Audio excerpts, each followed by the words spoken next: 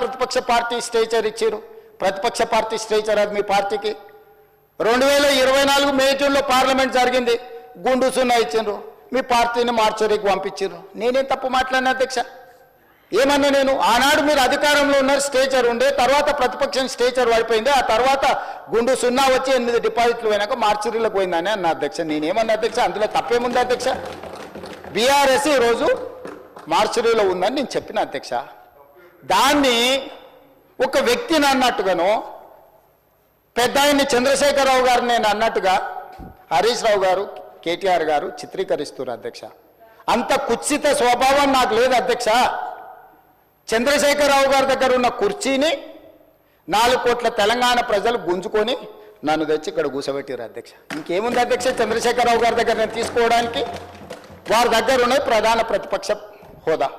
ఆ ప్రధాన ప్రతిపక్ష హోదా ఎవరికి కావాలి అధ్యక్ష? అయితే హరీష్ రావు గారు కావాలి, లేకపోతే కేటీఆర్ కావాలి.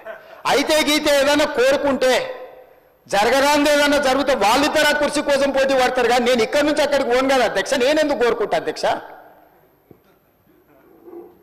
ఇది సింపుల్ లాజిక్ కదా అధ్యక్ష. నాకెందుకు ఆపాదిస్తున్నారు అధ్యక్ష అట్లాంటి తప్పుడు మాటలు అన్నిటినీ? నేను అట్లా కోరుకుంటలేను అధ్యక్ష. 100 సంవత్సరాలు ఆయురారోగ్యాలతో చంద్రశేఖరరావు గారు ఉండాలి, వారు ఆ ప్రతిపక్షంలో అట్లనే ఉండాలి, నేను ఇక్కడనే ఉండాలి, వారు సూచనలు చేస్తూనే ఉండాలి, నేను మంచి పరిపాలన అందిస్తూనే ఉండాలి, మా ఆర్థిక మంత్రి గారు మాకు నిధులు అందిస్తూనే ఉండాలి అధ్యక్ష. ఇది మా ఆలోచన అధ్యక్ష, ఇది మా భవిష్యత్ కార్యాచరణ. నేనెందుకు కోరుకుంటా అధ్యక్ష? నాకెందుకు? వాళ్ళు సరిపోను అన్నట్టు మళ్ళీ నేను కావాలా? వాళ్ళ ఇంట్లోనే పోటీలు పడుతారు నలుగురు, ఎవరు అందులోకి రావాలను. మా మిత్రుడు మహేశ్వర్ రెడ్డి గారు కూడా ఉన్నారు. మంచి మనసు ఉంటే మాతో పాటు ఇక్కడ కూర్చుంటాడు, ఈ రోజు కాకపోతే రేపైనా. ఏమున్నది అధ్యక్ష, నాకు మంచి ఫ్రెండే, నేనేం కాదంటలేను అధ్యక్ష.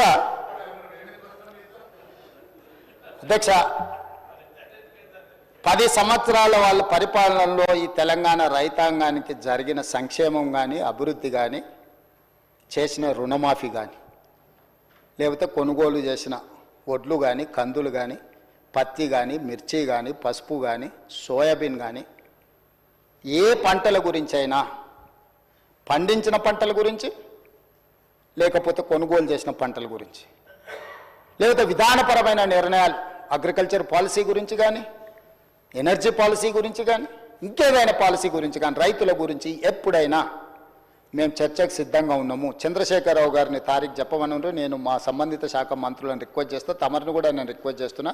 ప్రధాన ప్రతిపక్ష నాయకుడు గారు ఒకవేళ ఏదైనా సూచన చేస్తే, any specific discussion on the subject, మాకేం అభ్యంతరం లేదు అధ్యక్ష. నేను కూడా మిమ్మల్ని విజ్ఞప్తి చేస్తున్నా, రైతులకు సంబంధించిన దాని మీద వారు ఎప్పుడు అడిగినా మనం చర్చ చేద్దాం అధ్యక్ష.